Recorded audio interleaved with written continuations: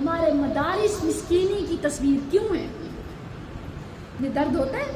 ہمارے مدارس یہ تو عرش پہ بیٹھنے کے قابل ہیں، یہ تو تخت و تاج کے مالک ہیں.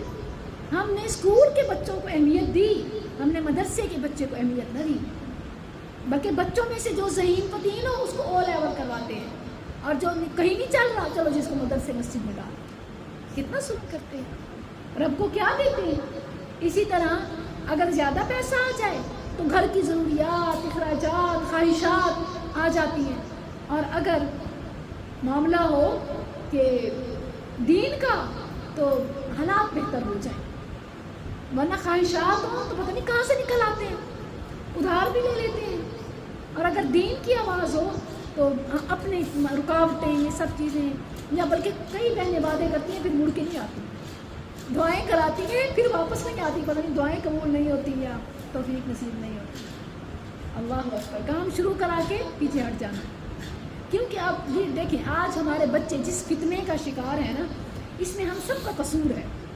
ہم اسکول کی فیسیں بھرتے ہیں، مدرسے میں خرچ نہیں کرتے. یہی وجہ ہے.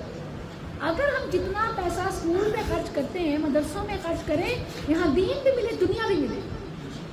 ہماری ترجیحات بدل گئی، اللہ نے ہم پر راستے بند کر دیا. اللہ یوں ناراض ہوتا ہے.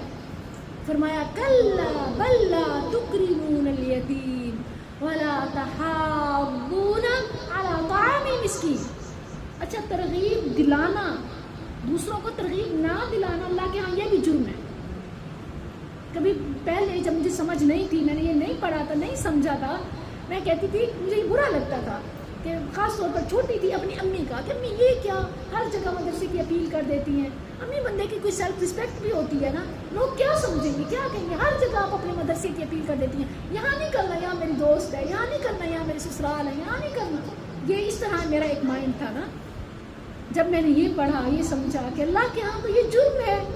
اللہ تو فرماتے ہیں کرو نہیں بلکہ دوسروں کو بھی انوائٹ کرو، ترغیب دلاؤ. بھاڑ میں گئی تمہاری عزت نفس، فَلِلَّهِ الْعِزَّةُ جَمِيعًا. عزت کس کی ہے؟ سب اللہ کی. وَتُعِزُّ مَن تَشَاءُ وَتُذِلُّ مَن تَشَاءُ بِيَدِكَ الْخَيْرُ إِنَّكَ عَلَىٰ كُلِّ شَيْءٍ قَدِيرٌ.